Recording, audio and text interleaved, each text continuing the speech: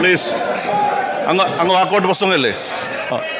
Please please sir, walkout പ്രസംഗം. ആദ്യമായി ബഹുമാനപ്പെട്ട മുഖ്യമന്ത്രി പ്ലീസ് വാക്കൗട്ട് പ്രസംഗമാണ്. വാക്കൗട്ട് പ്രസംഗമാണ്. പ്രസംഗമാണ്. അദ്ദേഹം വാക്കൗട്ട് പ്രസംഗമാണ്. ഇരിക്കൂ. അദ്ദേഹം വാക്കൗട്ട് പ്രസംഗം വാക്കൗട്ട് ചെയ്യണം. വാക്കൗട്ട് പ്രസംഗമാണ്. ഇരിക്കൂ ഇരിക്കൂ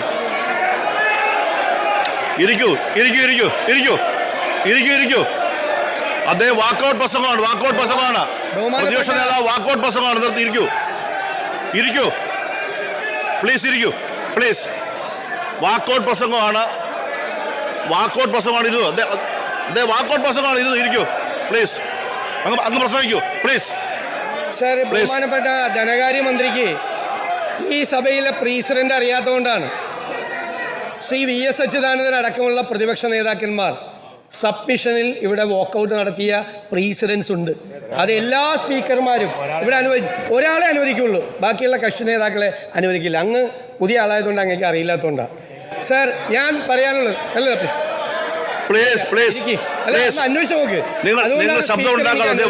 നിങ്ങൾക്ക് അറിയില്ലാഞ്ഞിട്ടാണ് നിങ്ങൾ ബഹളം ഉണ്ടാക്കുന്നത്. നിങ്ങൾ ഇരിക്കും. സാർ, ഇവിടെ ബഹുമാനപ്പെട്ട മുഖ്യമന്ത്രി ഗുരുതരമായ ഒരു ആരോപണം എനിക്കെതിരായിട്ട് ഉന്നയിച്ചു. അതായത് എനിക്ക് ഈ നിയമസഭയിൽ സബ്മിഷൻ ഉന്നയിക്കാൻ വേണ്ടിയിട്ടാണ് ഞാൻ ഇന്ന് രാവിലെ 8:21 യൂത്ത് കോൺഗ്രസിൻ്റെ സെക്രട്ടറിയെ കൊണ്ട് പരാതി. ഞാനത് അറിഞ്ഞിട്ടില്ല, എൻ്റെ അറിവോടുകൂടിയല്ല പരാതി. അതല്ലല്ലോ ഇവിടുത്തെ വിഷയം, അതല്ലല്ലോ ഇവിടുത്തെ വിഷയം. അങ്ങനെയാണെങ്കിൽ നിങ്ങളുടെ പോലീസ് എന്തിനാണ് ഈ ഡോക്ടർ ദമ്പതികളുടെ മൊഴിയെടുത്തത് ഇന്നലെ? 1. 2, അങ്ങനെയാണെങ്കിൽ ഇങ്ങനൊരു സംഭവം ഇല്ലെങ്കിൽ എന്തിനാണ് നിങ്ങളുടെ പാർട്ടി സെക്രട്ടറി MLA കൂടിയായ ശ്രീ MV ഗോവിന്ദൻ ഈ ആരോപണം പാർട്ടിയും സർക്കാരും പരിശോധിക്കും എന്ന് പറഞ്ഞത്? അപ്പം നിങ്ങളിപ്പോൾ നെഗോഷിയേറ്റ് ചെയ്ത് വാങ്ങിച്ച പൈസ തിരിച്ചു കൊടുത്ത് ഇത് സെറ്റിൽ ചെയ്യാൻ നോക്കുക.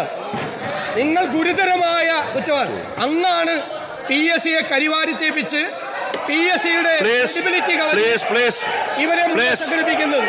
കാശ് വാങ്ങിച്ചിട്ട് നിങ്ങളുടെ പാർട്ടിക്കാർ വാങ്ങിച്ചിട്ട് നിങ്ങൾ അവരെ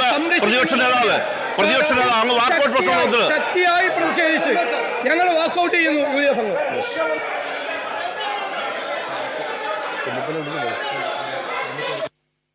Shri P K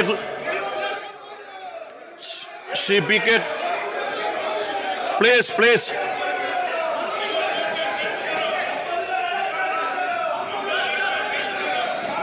Shri PT റഹീം CM ബഹുമാനപ്പെട്ട മുഖ്യമന്ത്രി.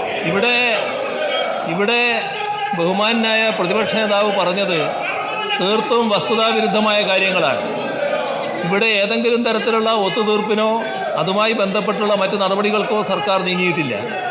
ഏതെങ്കിലും തരത്തിലുള്ള തെറ്റായ കാര്യങ്ങൾ നടന്നാൽ ആ തെറ്റിനെതിരെ അത് ആരുടെ ഭാഗത്തുണ്ടായാലും കർക്കശമായ നടപടിയെടുക്കുക എന്നതാണ് സർക്കാർ സ്വീകരിച്ചു വരുന്ന നിലപാട്.